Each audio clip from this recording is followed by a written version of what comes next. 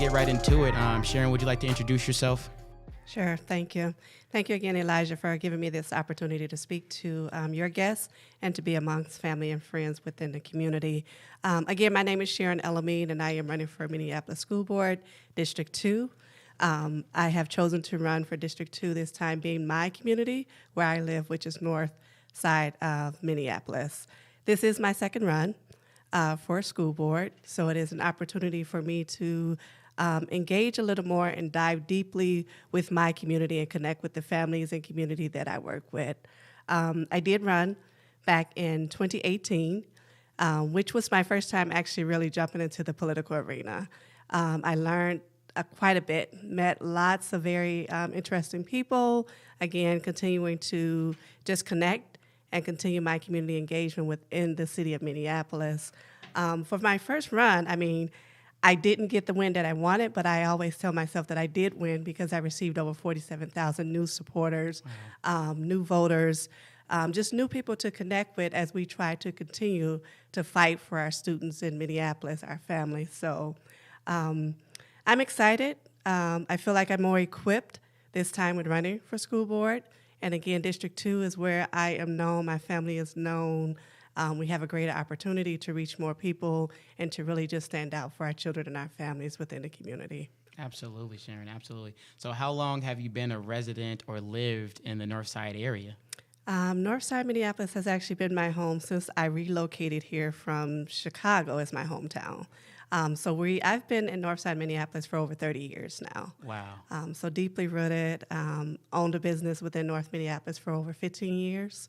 My family, my husband is actually imam at our masjid, which is Masjid An-Nur, which is right in the heart of North Minneapolis.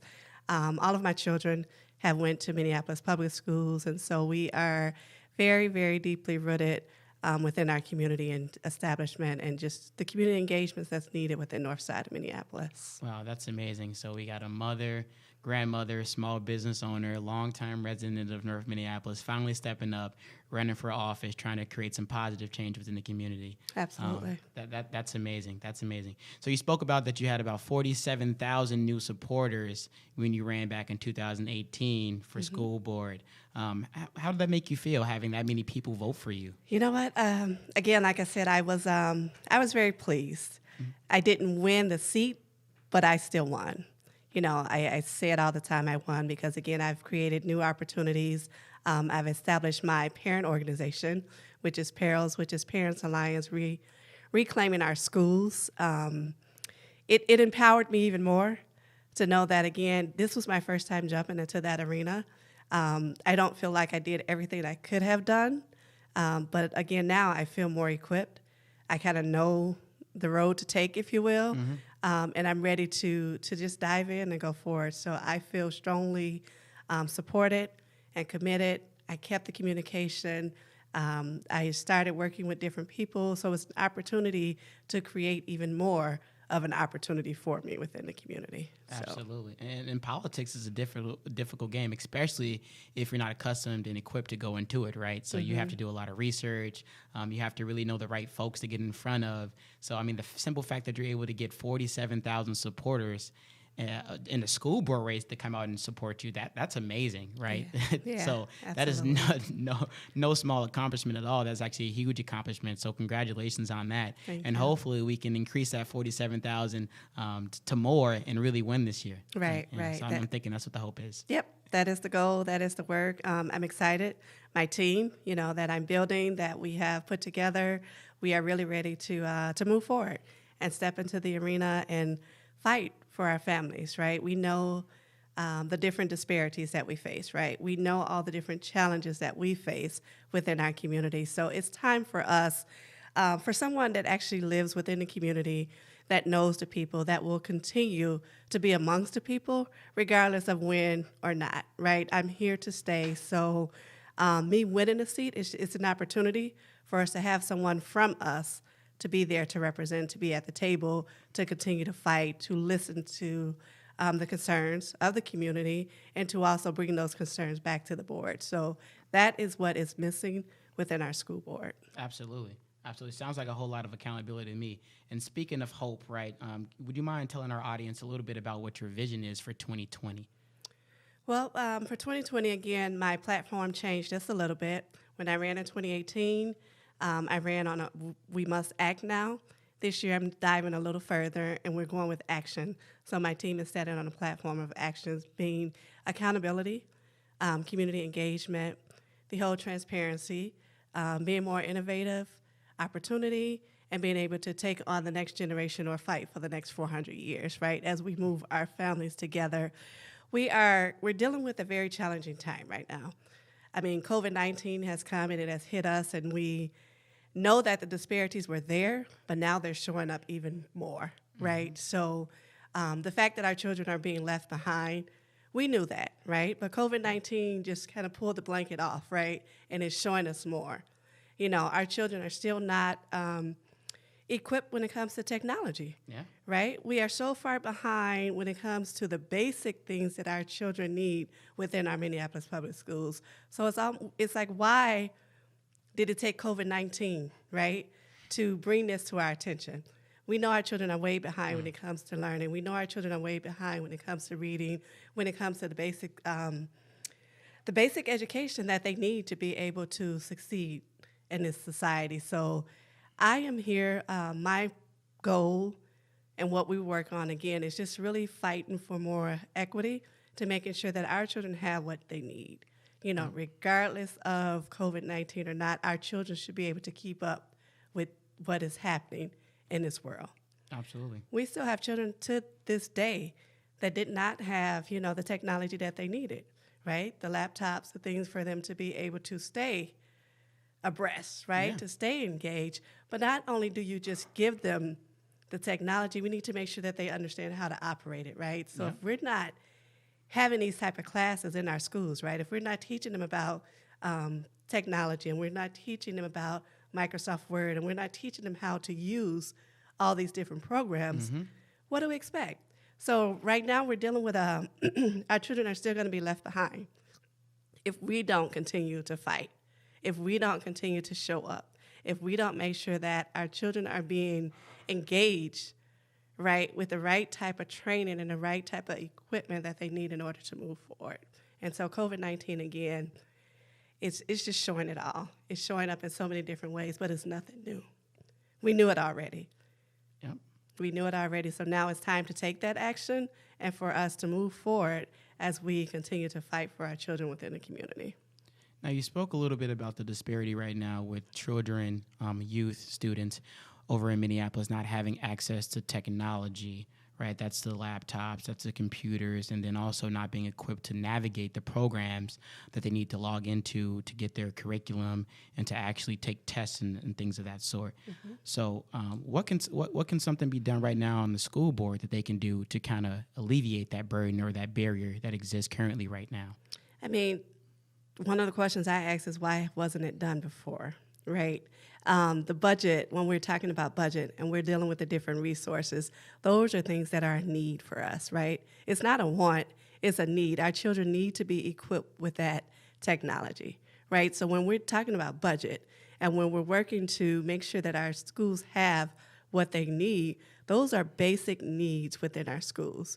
We have our high school students that are even graduating, right? And some of them don't even know how to use Microsoft Word. You know, when it comes to our Northside schools, some of them don't even know how to check their email. Some of them don't even know how to begin to log in and the basic things like that. So then we think about the generations, right? And families. We can't just assume that families even know how to teach this stuff, right? So again, the levels of disparity are so layered in what we're dealing with when it comes to this, basically to the technology and the social distancing within our schools, this digital divide that we are faced with right now. So NPR, they did a news article last year, October 14th, 2019. So this is prior to COVID-19, right? And at the top of the story, it says a new report from the Federal Reserve Bank of Minneapolis finds Minnesota is one of the worst states in the country for education achievement gaps. And that's prior to COVID-19. So what you're saying right now is that you think that those achievement gaps are going to get exacerbated. They're going to be worse after COVID-19. Because, I mean, right now, we're right smack down in the middle of it. Yep. Although things are opened up, this deadly virus is still have not left our society yet. Right. So we're still trying to figure out ways to navigate around that. You're telling us right now that you think these achievement gaps are in fact going to get worse, not better. They are. They are. I mean, again, if we think about the families, if we think about the situations that families are in, you're asking now for the parents to step up and be the teacher, right? Yeah. We're asking for something that hasn't been done, right? So families, we're used to sending our children off to school and coming back home. But now you want me to be able to manage my home. You want me to be able to manage teaching my children. You want me, and I may have multiple children. So now I got to try to figure out how to do all this stuff, right? But I got to go to work as a parent. I'm still trying to make sure food is on the table. I don't have that flexibility that I have this, two-family household where my husband is taking care of things, so I'm trying to juggle all of this. Or you lost your job because of COVID-19, and now you're struggling to keep food on the table, clothes on the kids' back, paying the bills. I mean, these are essential things, right? Needs that aren't being met right now because of COVID. And on top of that, you're asking parents now to also step into a new profession that they were not even trained for. Exactly.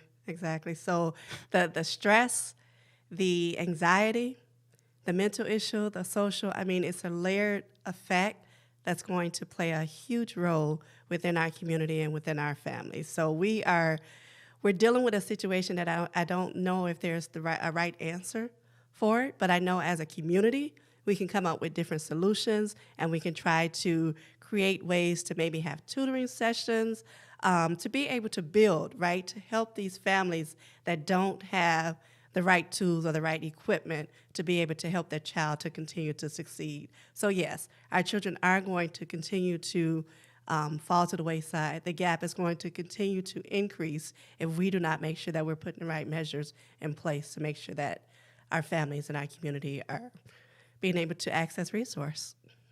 So as a parent and also as a resident in Minneapolis, do you feel that the current school board has included the community in some of these decisions that they've been making, some of these conversations that they've been having? Absolutely not. Absolutely not. I mean, we need to be more transparent. We need to be utilizing our local newspapers, the local radio stations. We need to be utilizing community engagement to bring the families before everything that has taken place. Even the whole process with the CDD design, right? So I don't know how much you followed it or how much you know about it, but towards the end of the CDD and making that decision on whether to pass it or not, there was way more community engagement. They were trying to come out. They were being more engaged with the community. They started, or let me back it up, they ended. Actually, yeah, just for the audience, just because I want them to actually be fully engaged and knowledgeable about what we're talking about. Mm-hmm. Can you just talk a little bit more specifically about the CDD? What does that stand for? Okay. What's the objectives behind that? Just a little bit. You could touch on it briefly, and then we can go back into your evaluation of it. The CDD, that stands for the Comprehensive District Design. Okay. And basically where they are coming in and they're redesigning the whole model of how we are schooling. It's going to bring in more resources into our north side schools. It's basically going to disrupt the system, right? It's going to disrupt the system as far as being able to choose which schools your child go to, what programs your child is able to have access to. It's going to basically, again, just disrupt the system. So everybody is going to kind of feel the disruption of it. Not only our north side schools, but our south side schools. It's going to break up the normal routine, right, of our south side schools having all the resources, having all the money being funneled into their schools. It's going to bring more resources into our school. It's going to give our children more opportunity to be able to succeed, right, and have more of an opportunity. So it's going to cause some disruption. You're going to have south side families having to put their children over in north side school, depending on what road or what path they want to take with their child. So as far as like the programs, different educational components that they choose to take, right? So it's a lot to it. What I see that needs to happen, again, parents, teachers, staff, and community are going to have to hold the school district accountable, right? It's one thing to put things on paper. It's another thing to actually put things into action. Yeah. And that's what we need to do more. We need to hold them accountable for what they are saying that will take place within the schools, within this design, to build stronger schools, right? So it means that we're going to have to know. The only way we can hold them accountable is if we know. Yeah. Well, if they're not coming into the community and the information is not being shared, how do we know, right? So you have to make sure that, again, this is where, to me, the school board comes in at. This is where you come into your community and you let the families know, you make sure you're reaching into the schools and you're letting families know that, hey, this is what's taking place. If you don't understand this, let me help you to understand. We got to do more community engagement, being open, making sure that we understand the people that we are serving, the family that we are serving, and understand their needs. Yeah, and not just engaging the community in the way that we have been, right? So we need to be new and innovative on how we engage folks. So it's not just here's this link to a Zoom, and then we're going to change the platform, right, to Teams, and not tell people, but send that out to a certain select group of folks to say, we actually did have the meeting take place. It was just on a different platform. Right. That happens all the time, Sharon. And I'm sure you've probably been in some of those situations where it's like, I know I had the link to this meeting. I went on the link. This meeting's been canceled. Yep. And they're in a whole different other meeting now talking about things that we should be involved in, and we just don't have access to it anymore. That's happened to me on a handful of occasions, and it's frustrating. When you want to be engaged, when you want to be at the table, when you want to show your community that you're there for them, and the people who are in power try to make it very difficult for you to be engaged and be active. That's something that I struggle with right now as a young person as well. That's actually what made me decide to run for school board. Again, it was the lack of information that I know we should have access to, right? That I know our family should have access to. And I consider myself a very actively involved parent, right? And there were still things that I had no idea that was going on, what was taking place.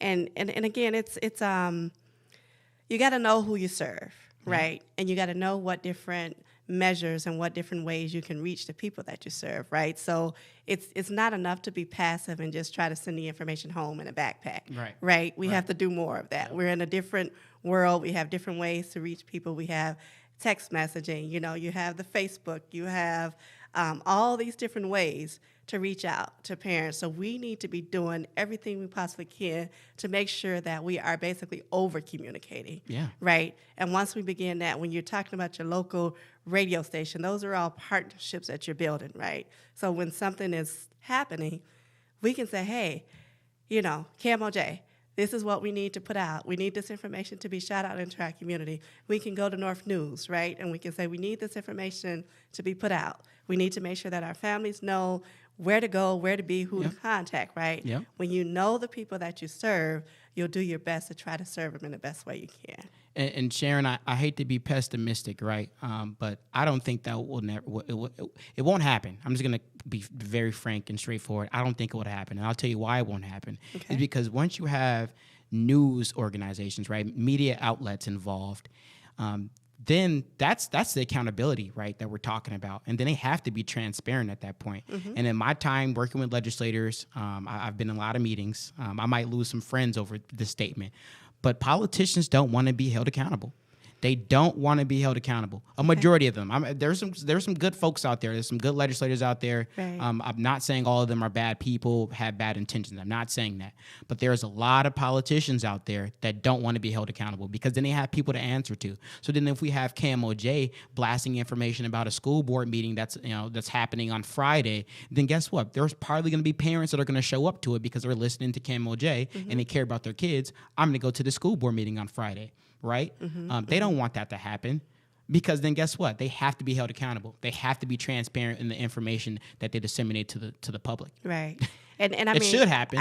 I would agree with you, but I guess that's what I would bring to the board because I will make sure that the information is being put out.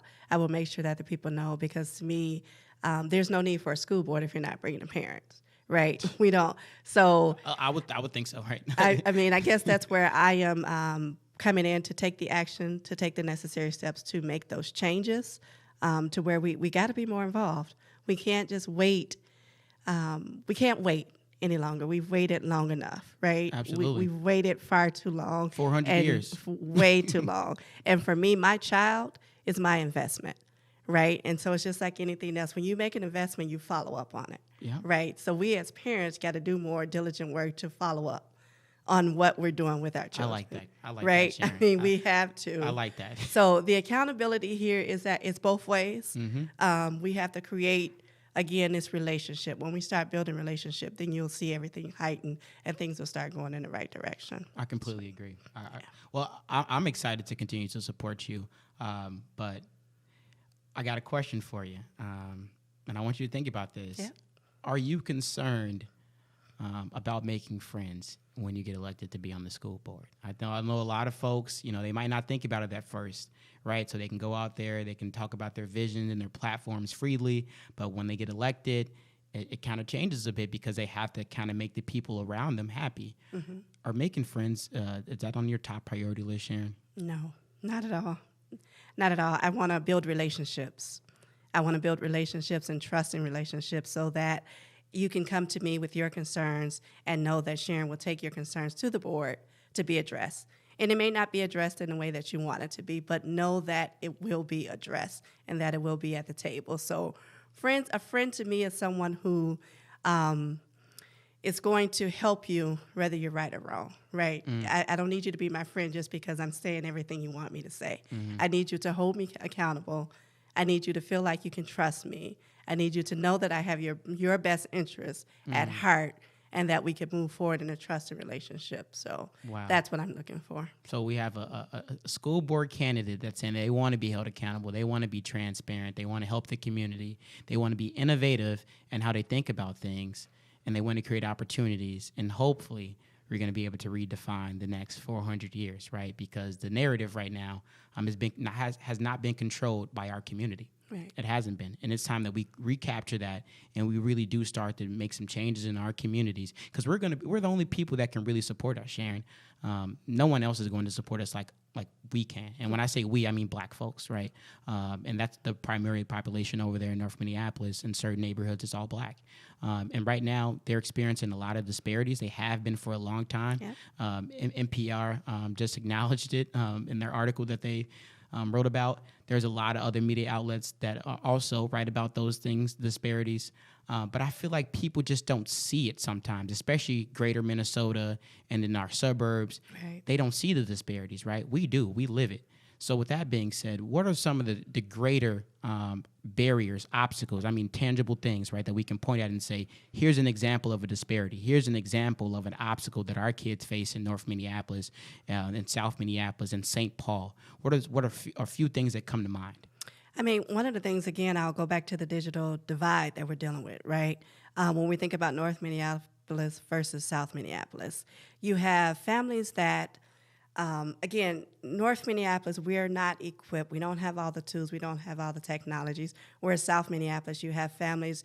I am part of several different parent groups, if you will, right? And so sometimes the topics comes up and so you're an insider then. It's safe to say you're an insider. You're hearing these conversations. Yep. You know what's out there. Okay, Yep, good. Absolutely. Okay. And so you'll see basically kind of on the South side, they started creating these parents that came together, yep. right? And we're helping each other when it came as far as like tutoring their students and stuff, right? So again, so that parent organizations tutoring students together. Yep. So again, they are making sure that their children are continuing to be educated in the right way, right? We don't have that in North Minneapolis, at least that I've seen, right? We don't have that opportunity. The opportunity is there, but we have not created it yet for our families to be able to continue. So I may not understand English, right? Or math may not be my strong subject, but the parent over here may know, that may be their strong subject. Yep. Let's build a coalition or a group that we can come together and we can take care of our own, right? When we can start doing things like that, we can make sure that our children, again, continue to excel and that they have what they need. And it's not, we have it amongst us, but there's been no real push to kind of bring it together, if you will. So that's one way that I would say that the disparities continue to be amongst us within our school. The other is when it comes to our teacher placement, right? Our Northside school get the least experienced teachers placed into our schools, right? So you give us the least experienced of teachers to deal with the most diverse community, right? The ones that have the most challenges. And when you say least experienced, you're talking about freshly graduated white women who are coming into North Minneapolis, educating our students. I got to be frank. I got to be honest. That's what it is. It's white women who just graduated from a 4-year institution, and they're coming to North Minneapolis, and they're coming in with good intentions, but they just don't have the experience, and they're not learning from these institutions how to properly support this demographic. Absolutely. That's exactly what's happening. So you have these teachers come in, and at first they're high energy, right? They're ready to go. And if you see them after about a year's time, they're depleted. Oh, yeah. Right? They don't know how. I can say that because I have white women friends who are teachers. I actually have some white. I went to Winona State University. That was my alma mater. Okay. So we're known for our education program. Yeah. So I made a lot of friends there, and they will say the exact same thing. I went to a school in North Minneapolis, Patrick Henry, and I was excited. I was looking forward to my teaching experience. I went to take all these things that I thought I learned and to bring it to this classroom full of kids who I thought I was going to be able to inspire and support. And 6 months down the line, I'm pooped. I'm literally, I'm almost want to change my career. Yeah. I have some of them come to me and say they almost want to stop being a teacher. They want to go back to school or do social work or do something else. It's real because again, you're putting them into an environment that they don't know. They don't know the culture. They don't know how to deal with our young black men and our young black women, right? They don't know how to teach our students. They just are not equipped, and our district is not equipping them with the information that they need. So again, that's another area, right, where we see the disparities that take place. And then the whole accountability piece. Thankfully we have some strong principals right now over at North High School and Henry High School. We have two very strong African-American principals that are over there that are really pushing for their change, that are really holding their staff accountable, right? But prior to that, we did not have anyone that was really pushing for the accountability on the staff part. So I experienced where my son was in a social studies class, and he was the class was given the video, Coach Carter, to watch during this class time. I've seen that so many times in school. Right. All right. And this was 11th grade. My son was in 11th grade. So my son, he's pretty headstrong. He was not going to waste his time sitting in his classroom watching this. So he would leave the classroom, and he would go and he would be with his deans, or he would be with whoever else during this period. Well, this teacher started deciding to fail him, right? So that basically upsetted him because he had his goals, right? He was trying to keep his grade, his GPA up, and this teacher was failing him in his classroom. Wow. I didn't know about it until he brought it to my attention, right? And comes to find out that she was failing him because he chose to leave the classroom. But had he stayed in the classroom and watched Coach Carter, he would have got an A.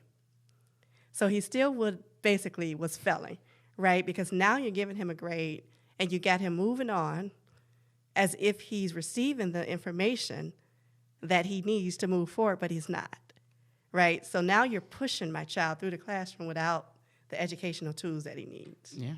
And so, but if you don't have someone who's holding these educators accountable, this is what takes place in these classrooms. You have classrooms that you go into. I have my grandson where classroom was basically art all day long. All day long. And you pass him and you send him on to 5th grade, you send him on to 6th grade, but he hasn't been equipped with any of the reading, the English, the math, the science, and this is what's taking place.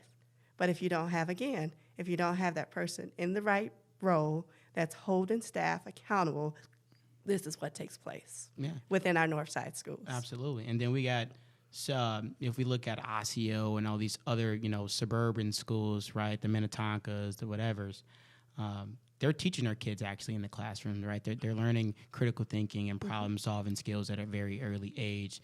They're diving into some higher-level math skills, and although they may not be able to do it right away, they're teaching them, slowly introducing them into these problems, right? And then they're working with them to get through it. we're not experiencing it. Like you said, there's third grade, fourth grade classrooms where it's just drawing and art. Yep. It's just drawing and art. And so you ask the teacher how's things going, and they're saying great. They're all excited because they got the students to sit all day long and do art. It's totally unacceptable. It's total failure. This is how the achievement gap begins, right? This is where the failure begins, but yet you're still pushing them through the system, right? And so you have the district celebrating that graduation numbers are going up, celebrating that, we have all these people in attendance, but they are graduating with what? That's always my question. What are we graduating them with, right? So now you have these students that have their diplomas, right? But what are they equipped with? Most of them go away to high school or to college, and that first year they're back because they didn't understand, they didn't learn the basic of time management. They didn't understand, the basic of the math that they should be, the algebra and all the different things that they should be able to do once they enter into that first year of college. So they're all excited, but within that time frame, they're right back home because they were not able to keep up. The professor is not taking that. When that professor says the paper is due on Monday, June 2nd, it's due on Monday, June 2nd. Oh, yeah. Oh, yeah. And as a master's student, I've been in school for a long time. Right. And higher education for 6 years now. Mm-hmm. When the paper's due on Monday, whatever date it is, that's when it's due. Right. But when you're in high school and the teachers allow you to turn it in, 2-3 days later, you can, you create these habits. Partial credit and all these other little things that's not flying when you get to college. And that's why we have a lot of young brothers and sisters who are from our community who do go off to college, which is a great thing, but they end up failing, right? Yeah. So they get to school, and within their first year, because they were not properly prepared in high school and in middle school, they get there and they underperform. Yeah. Yeah. And that's exactly. And they flunk out. And we've had that happen for too long. And now they're in debt too now, Sharon. Mm-hmm. Let's not forget about that piece. Yeah. So our school systems fail them from middle school, really elementary. From elementary school, this is my perspective, right? We get failed from elementary, and then we get passed to middle school, then we get failed in middle school, and then we passed along to high school, and then we get failed in high school, passed along to either go to the military, back into the streets, work in some dead-end job that's not going to lead us anywhere. Yeah. Some of us might, look up and go to a vocational training program, and they might earn a decent living. That's a great thing, right? And then some of us go to colleges, universities, and then when that first year or two, we quickly realize that we've been failed our whole entire life in the education system. We take out all these loans because a lot of us come from families who can't afford to pay for schools, and our grades weren't that great, so we couldn't get a scholarship. So if we did want to go to college, right, we had aspirations to go to higher education to find our way out, then we have to take out loans. That's a reality. That's reality. Yeah. And then we realized that we were underprepared, and then we fail. Mm-hmm. And now I'm stuck with $15,000, $20,000, $25,000, $30,000 worth of debt without that piece of paper. Yep. And now I'm back working a job at Menards, McDonald's. And I'm not trying to knock anyone working those jobs. I've worked those jobs in my life, and that's a stepping stone for a lot of people. Right. You need to make money, right? Right.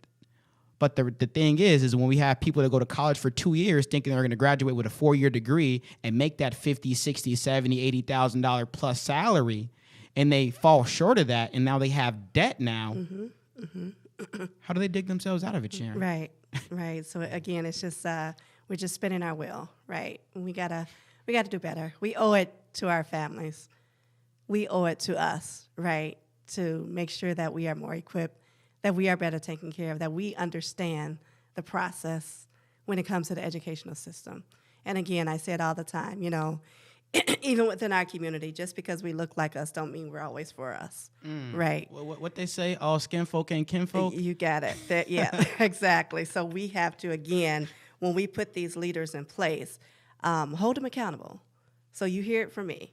Once I do make that next step and I win District 2 in November of this year, hold me accountable, because I can only get better by you holding me accountable. Absolutely. And we have to do that. We have to hold our leaders accountable and make sure that they are responding to us, and not just show up when they need our votes, but to continue to be amongst us and fighting for the things that we need within our community. Absolutely. So we've been going for a while. We're gonna wrap it up here soon. But I just kind of want to ask you a few more questions. So, presuming that you win in November, what can we expect from Sharon El-Amin, District 2 representative on the Minneapolis School Board? One of the things that you can expect from me is creating stronger parent organizations. We need stronger parent organizations within our schools so that, again, when these different opportunities, when decisions are being made, we can tap into the parent organizations to make sure that we have representation from all of our schools. So that would be my first starting point. It's going into the schools and making sure that we have parent organization. Whether it's one parent, two parent, 15, 20, whatever we start with is more than we have right now. And so we need to make sure that we build this relationship with the parent liaisons that are in our district, right? And just see what role do you play? How are you really getting out here and connecting with our parents and our families? That's one of the areas that I really want to dive into because there's an absence of parent engagements within our schools. And that is what continues to allow decisions to be made without us being a part of it, without us being able to be at the table. And we just have to do better with making sure that our parents know the value that they bring to our school systems. That is one of the things that I would do. But also, as a community, again, our community engagement, making sure, again, that information is shared throughout the community, that we know what's going on and that we give the community a chance to weigh in and that we give the community an opportunity to be heard so that, again, when the board is making these decisions, they know what to make the decisions based off of, right? You need to understand, again, I can't say it enough, we have to understand the people that we're serving to know what decisions or what actions need to be moved forward. So that's another piece that I would do. And really just the budget. I think it's critical for us to dive into the budget and understand exactly where the dollars are going. Follow the money. Where the dollars are being spent, right? And make sure that we understand that bottom line and where things are taking place at.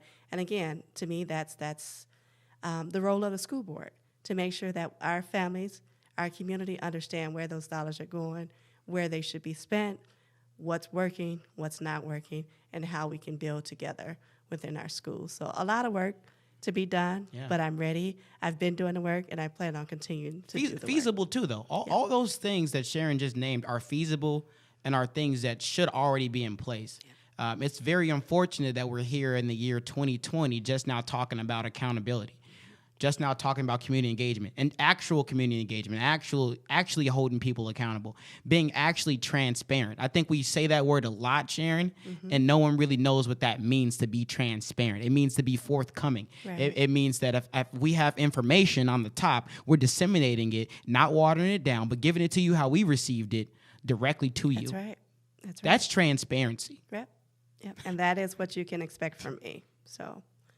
yeah, that's amazing. Like I said, I'm excited. I don't get excited around new politicians a lot because I'm very skeptical. Even at the tender age of 24 years old, I'm very skeptical of everyone around me. But when we first spoke, Sharon, you really just kind of you made me feel like the things that I'm doing, the things that I've been saying for years, are actually going to start happening. Right. So I thank you for that. I truly do. It's inspiring, and I hope that you get to take this seat. I know you will, with the right push, with the right people supporting you, right people donating to the campaign. Right. That's another thing that I want to talk to you about. We have all these candidates who are great candidates, right? And we drop the ball as a community by not supporting them, by not donating $5, $10. That's a milkshake. That's an ice cream cone.